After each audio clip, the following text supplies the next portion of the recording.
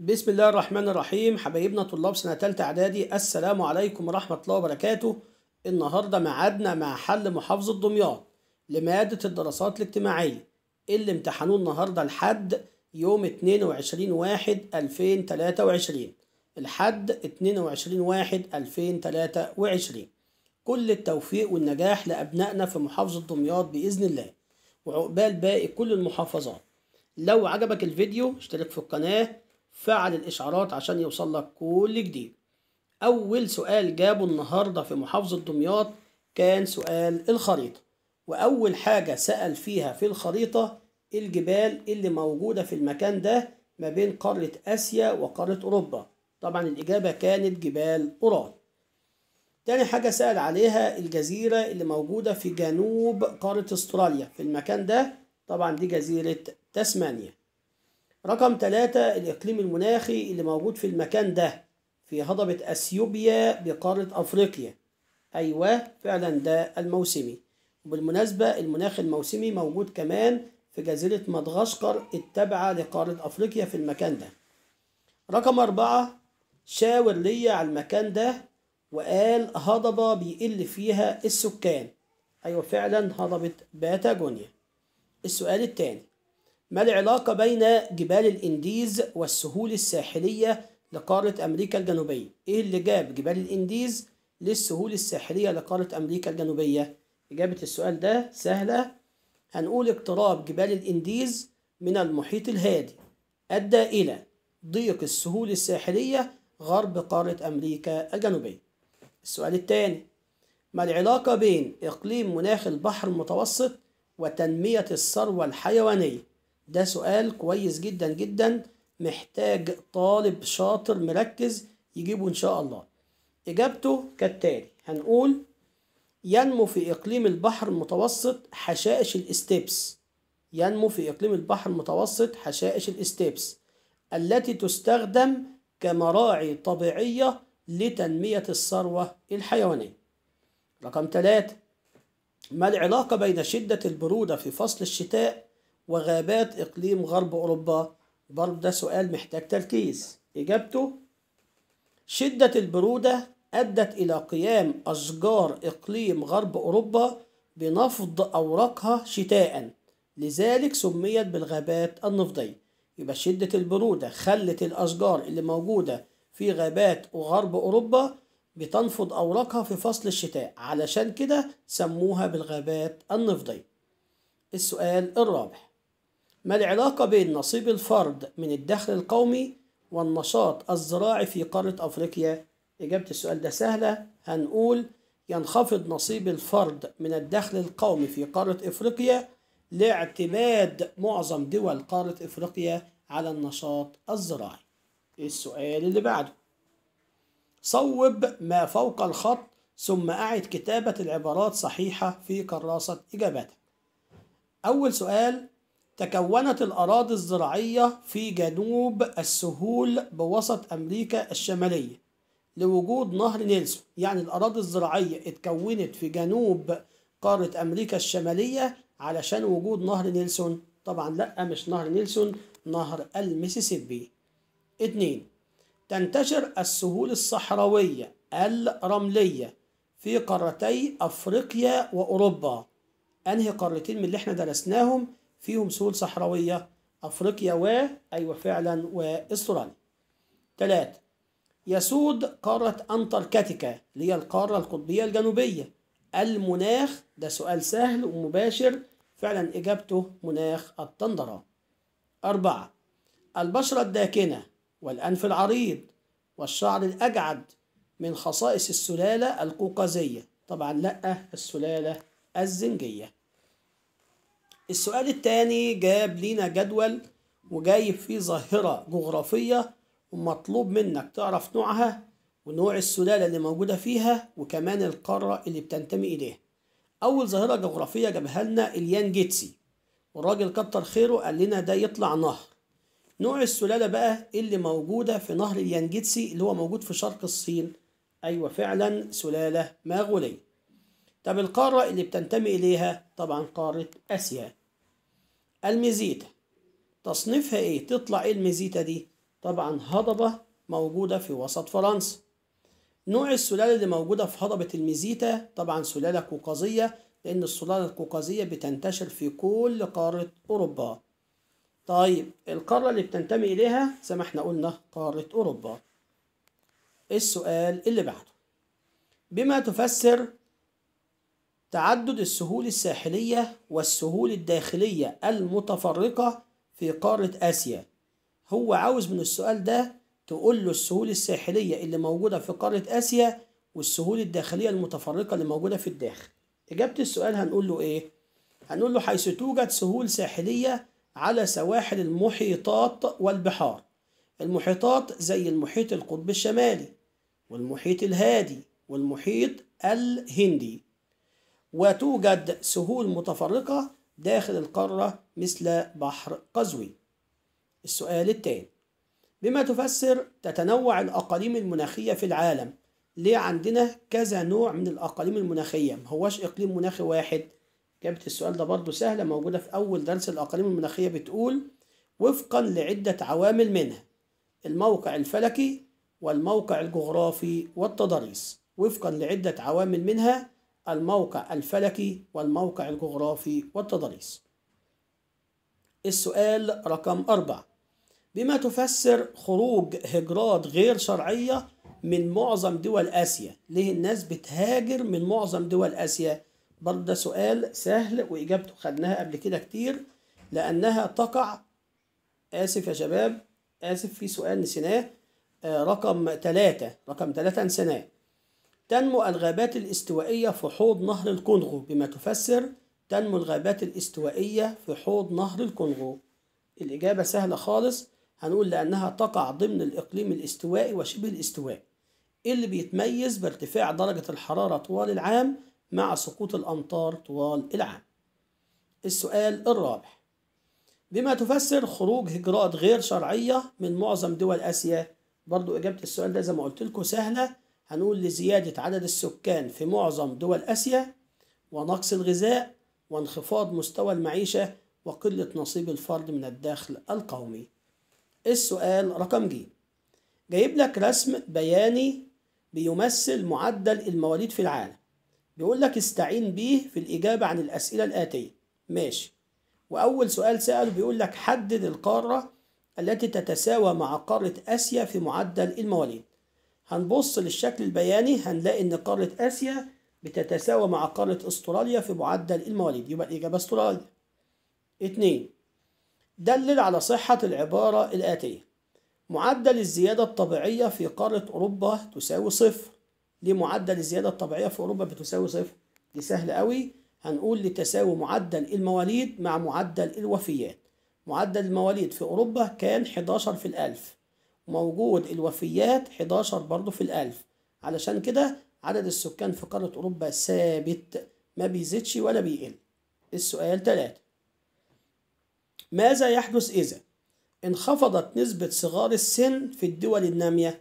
إيه اللي هيحصل؟ برضو ده سؤال سهل، هنقول لما تحملت هذه الدول ميزانية ضخمة لتوفير الغذاء والملبس والخدمات الصحية والتعليم وغيره. 4، ما المقصود بقوة العمل؟ يعني إيه قوة العمل؟ برضو دي حاجة سهلة، هنقول الأفراد في سن العمل والقادرين عليه والذين يعملون فعليا أو يبحثون عن عمل. السؤال اللي بعده، التاريخ. اكتب ما تشير إليه كل عبارة من العبارات الآتية. 1، لفتت أنظار الدول الأوروبية وخاصة إنجلترا لأهمية موقع مصر الجغرافي والاستراتيجي. مين اللي عمل ده؟ طبعا الإجابة الحملة الفرنسية.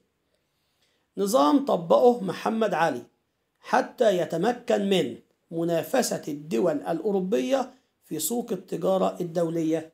طبعا دي سهلة، نظام الاحتكار. وزارة شكلها محمود سامي البارودي وتولى أحمد عرابي فيها وزارتي الجهادية والبحرية. برضو دي سهلة، وزارة الثورة، لأن محمود سامي البارودي كان أحد أفراد الثورة العربية. 4، معاهدة وقعتها إنجلترا مع مصر خوفا من ثورة جديدة خاصة وأنها ستخوض حرب عالمية جديدة. معاهدة عملتها مع مصر علشان كانت داخلة على حرب عالمية جديدة وخايفة إن ثورة تقوم في مصر. الإجابة طبعا معاهدة 1936. ما النتائج المترتبة على خضوع مصر للحكم العثماني عدة قرون من الناحية الحضارية؟ إيه اللي ترتب على كده؟ هنقول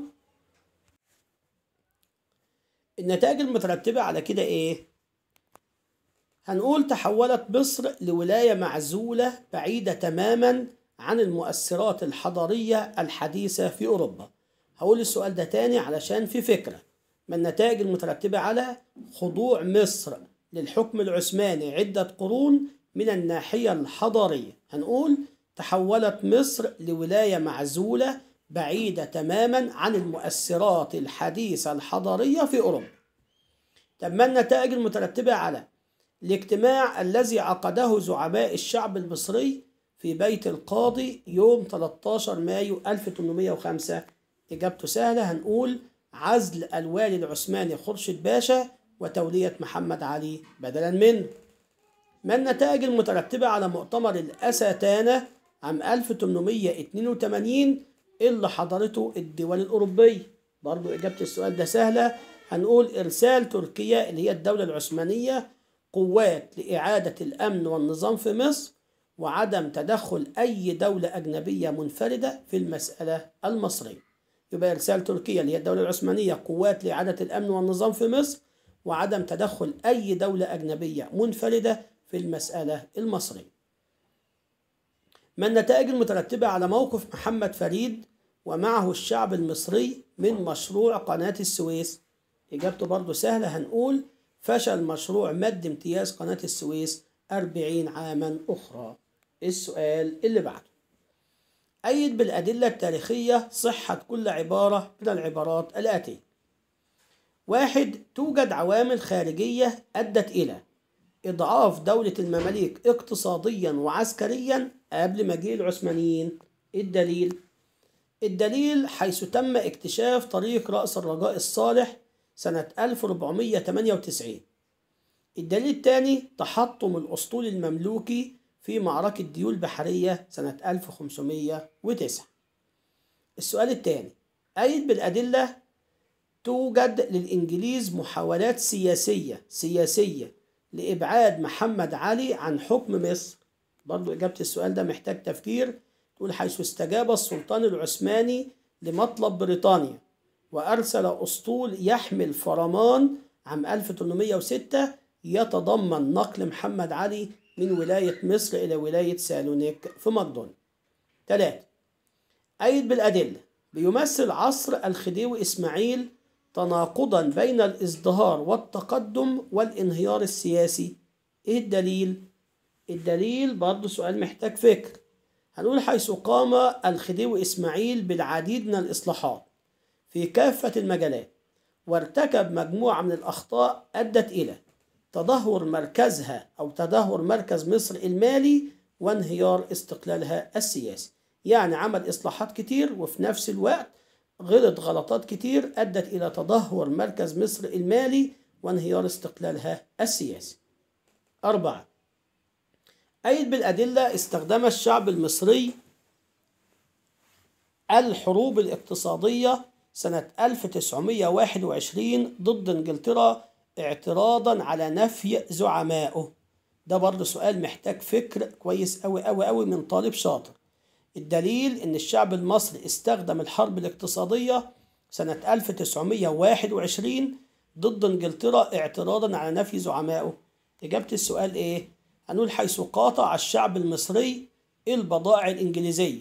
دي حرب اقتصادية اهي، ما بيشتريش البضائع، يعني حرب اقتصادية، مما اضطر الحكومة البريطانية للإفراج عن سعد زغلول ورفاقه. السؤال الرابع، اختر الإجابة الصحيحة مما بين القوسين. عند نزول الحملة الفرنسية إلى الإسكندرية واجهها الأهالي بزعامة حاكمها، ده سؤال سهل قوي، محمد قري. من أبرز أعضاء البعثات العلمية إلى أوروبا علي بيك الكبير، محمد عبيد، رفاعة الطهطاوي، علي باشا زيور. طبعا الإجابة محمد رفاعة الطهطاوي يعرف بأنه خطيب الثورة العربية، ولم تتمكن إنجلترا من اعتقاله. عمر مكرم، عبد الله الشرقاوي، البارودي، عبد الله النديم. طبعا الإجابة عبد الله النديم. 4. تم رفض طلب سعد زغلول والوفد المصري بالسفر إلى مؤتمر الصلح من قبل السير وينجت، اللورد كرومر، اللورد ميلنر، ولا اللورد اللينبي؟ طبعا الإجابة السير وينجت. السؤال اللي بعده: أظهرت حروب محمد علي كفاءة الجند المصري في التدريب والتنظيم في ميدان القتال رغم بعد المسافات. في ضوء العبارة السابقة أجب عن الأسئلة الآتية: ما العلاقة بين تفوق أوروبا حضاريا وعسكريا وتوجه العثمانيين ناحية الشرق؟ ده سؤال حلو قوي. إجابته إيه؟ هنقول اتجه سليم الأول إلى الشرق لأنه أدرك خطورة التوسع والصدام مع الدول الأوروبية لتفوقها حضاريا وعسكريا. طب ماذا يحدث إذا تركت الدول الأوروبية محمد علي والسلطان العثماني دون تدخل في الصراع بينهما؟ اللي كان هيحصل؟ كان هيحصل إن لم يتم عقد معاهدة لندن سنة 1840، واللي اضطر محمد علي لقبول شروط المعاهدة، واللي هي كانت إيه؟ إعادة محمد علي بلاد الشام وشبه الجزيرة العربية للسلطان العثماني، تثبيت محمد علي في حكم مصر. طيب تالت واحدة كانت سهلة قوي. تالت واحدة كانت إن محمد علي يعلن خضوعه للسلطان العثماني. 3. ما رأيك في الفرمان الذي أصدره السلطان العثماني بعصيان عرابي؟ إيه رأيك؟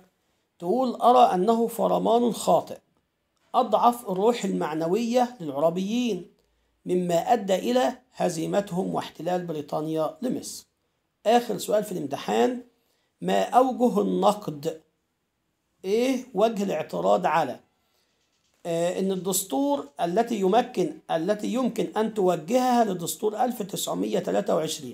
يعني إيه اللي ما عجبكش في دستور 1923؟ هقول عيوبه: إعطاء الملك المزيد من السلطات التشريعية والتنفيذية، فأصبح من حقه حل مجلس النواب والدعوة لانتخابات جديدة. السؤال اللي بعده: قارن بين كل من ثورة القاهرة الأولى وثورة القاهرة الثانية ضد الحملة الفرنسية من حيث نتائج كل منهما. بيفضل تعمل المقارنة في جدول زي ما أنا عامل كده، مكون من 3 خانات. الخانة الأولى وجه المقارنة، والثانية ثورة القاهرة الأولى، والخانة الثالثة ثورة القاهرة الثانية. من حيث النتائج هنقول النتائج المترتبة على ثورة القاهرة الأولى: إعدام الكثير من الأهالي والثوار، فرض غرامات مالية على التجار والعلماء، شرع الفرنسيين في تحصين مدينة القاهرة. طب ثورة القاهرة الثانية نتائجها: أخمدت الحملة الفرنسية الثورة ودمرت حي بولاق. 2. اشتد كليبر في فرض المزيد من الضرائب المالية ومصادرة الأموال. قارن بين المحاكم القنصلية والمحاكم المختلطة من حيث مدى تحقيق كل منهما للعدالة. أولا بالنسبة للمحاكم القنصلية لا تحقق العدالة أو لم تحقق العدالة، لأن أحكامها كانت لا تستهنأ إلا في الخارج، مما دفع المصريين للتنازل عن حقهم. طب المحاكم المختلطة برضو لم تحقق العدالة، لأن رئاسة القضاة كانت للأجانب، مما أدى إلى تدخلهم في سلطة القضاء التشريعي المصري وانحيازهم للأجانب. وبكده يا شباب أكون خلصت الامتحان. يا رب تكونوا استفدتوا، واستنوني في امتحان جديد، وبالتوفيق للجميع، والسلام عليكم ورحمة الله وبركاته.